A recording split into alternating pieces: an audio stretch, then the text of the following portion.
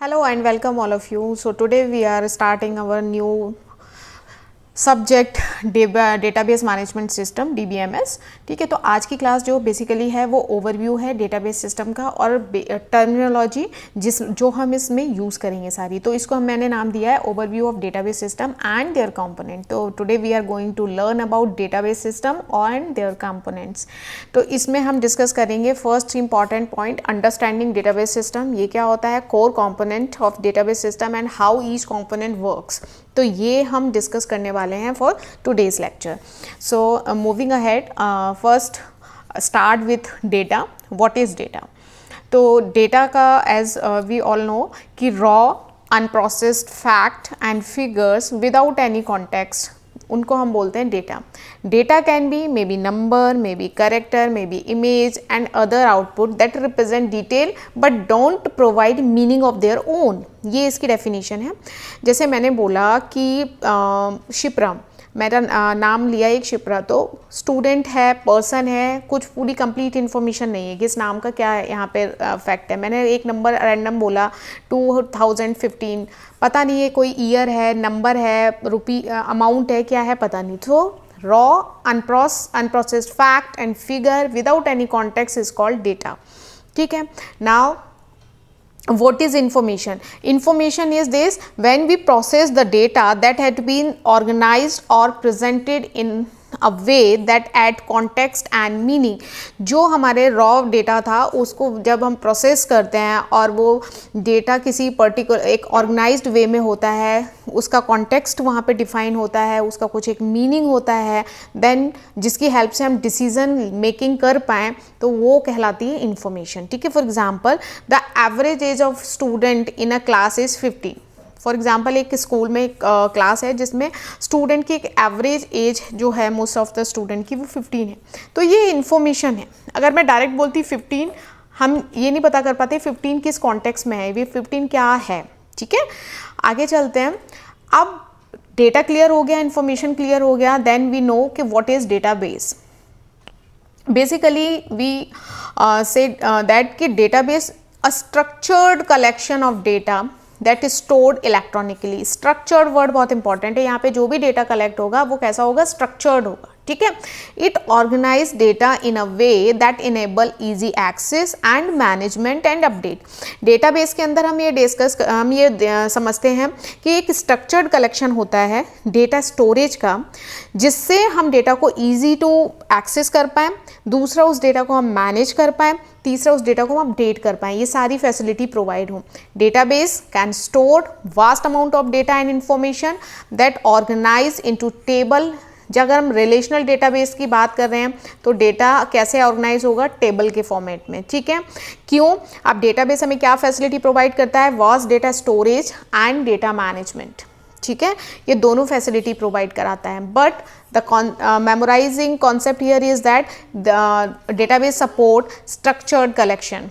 ठीक है, आगे चलते हैं।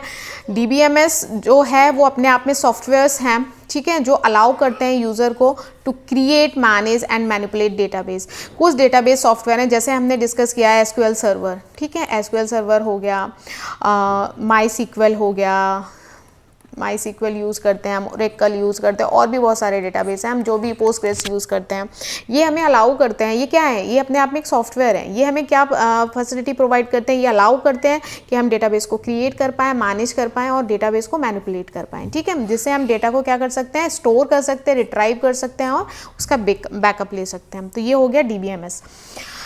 What is a DBMS?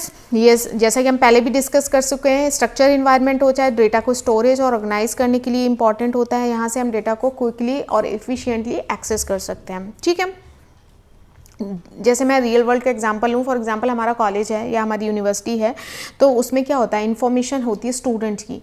तो वो स्टूडेंट की इन्फॉर्मेशन भी है, टीचर्स की भी इन्फॉर्मेशन है, क्लासेस की भी है, शेड्यूल्स है, ये सब कुछ क्या है, डेटाबेस के अंदर हमने एक टेबल के फॉर्मेट में डेटा को स्टोर करके रखा है। ठीक है, DBMS कंपोनेंट इसके कोर कौन कौन से हैं? DBMS डेटाबेस मैनेजमेंट सिस्टम, ये जो कि मैनेज करता है, स्टोर करता है, रिट्राइव करता है, ये पॉइंट हमने देखा था। टेबल्स के फॉर्मेट में करता है, क्योंकि हम RDBMS की बात कर रहे हैं। ठीक है। रिलेशनल डेटाबेस मैनेजमेंट की बात करें तो यहाँ पे जो बैकबोन होती है वो क्या होता है, रिलेशनल डेटाबेस। तो अगर मैं जहाँ पे भी वर्ड रिलेशनल आएगा, यहाँ पे हम बात कर रहे हैं टेबल्स की, ठीक है। ठीक है, यहाँ पे क्या होता है, एग्जाम्पल है, जैसे मैंने स्टूडेंट टेबल ली तो यहाँ पे मैंने कॉलम्स ले लिए। जैसे पहला कॉलम हो गया स्टूडेंट आईडी, ये हो गया उसका नेम, ये हो गया उसका एज, ये हो गया उसकी क्लास, जो भी आपको करना है।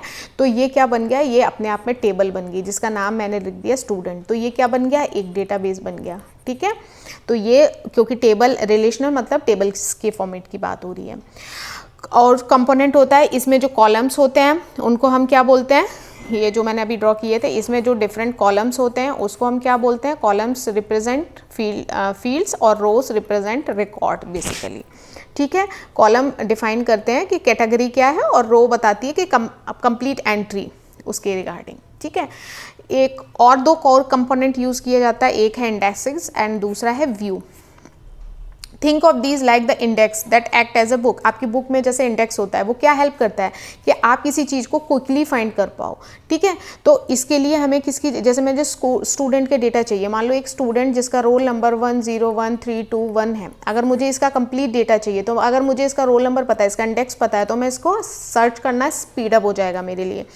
तो इसलिए हम इंडेक्स का यूज़ करते हैं। व्यू क्या होता है, व्यू जो होता है एक कस्टम फिल्टर होता है, एक फ़िल्टर होता है जिसमें हम क्या करते हैं, हम सेलेक्ट करते हैं डेटाबेस में से डेटा को कुछ क्राइटेरिया के वे पे, जैसे हम सेलेक्ट में वेयर लगाते हैं, वैसे तरीके से व्यू क्या होता है, कस्टम्स फिल्टर होते हैं जो हम डेटा से कुछ सेलेक्ट करते टाइम हम यूज़ करते हैं, तो वहाँ पर इसका यूज़ किया जाता है। So these two also very core component of database. अब ये कंपोनेंट एक साथ वर्क कैसे करते हैं, तो DBMS ये इंश्योर करता है कि सब कुछ स्मूथली रन हो, एक तो ये इंश्योर करता है, दूसरा टेबल्स और फील्ड्स जो होती हैं वो स्ट्रक्चर्ड डेटा की ऑर्गेनाइज्ड वे में होनी चाहिए, इंडेक्सेस बने होने चाहिए जिससे कि सर्चिंग फास्ट हो, व्यूज़ होना चाहिए जिससे हम कस्टमाइज इंसर्ट निकाल पाएँ उस डेटा से, और ट्रांजैक्शन परफॉर्म हो जिससे डेटा मेरा सेफ मोड में रहे और एरर ड्यूरिंग अपडेशन कोई एरर ना आए। तो ये इंश्योर करता है, ये कोर कंपोनेंट जब एक साथ वर्क करते हैं तो हम इन चीज़ों को इंश्योर करके रखते हैं कि सारी चीज़ें चलें। So these all are the core component of DBMS। तो ये फर्स्ट लेक्चर बेसिकली मैंने आपको ब्रीफ किया है अबाउट टर्मिनोलॉजी। नेक्स्ट लेक्चर में हम डिटेल में इसको स्टडी करेंगे, इस कंप्लीट सिलेबस को, कंप्लीट सब्जेक्ट को। आई होप ये कोर बेसिक कॉन्सेप्ट आपको समझ आया होगा। Thank you so very much. मिलते हैं नेक्स्ट लेक्चर में नेक्स्ट टॉपिक के साथ। Thank you.